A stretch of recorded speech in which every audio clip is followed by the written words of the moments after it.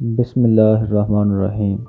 السلام علیکم ناظرین محترم، قدیم روما میں دو طرح کی شادیاں ہوا کرتی تھیں، ایک عارضی اور ایک مستقل۔ عارضی شادی کی مدت صرف 1 سال ہوا کرتی تھی اور اس میں مرد اور عورت بغیر کسی تقریب و اہتمام کے باہمی تعلقات پیدا کر کے میاں بیوی کی طرح رہنے لگتے تھے۔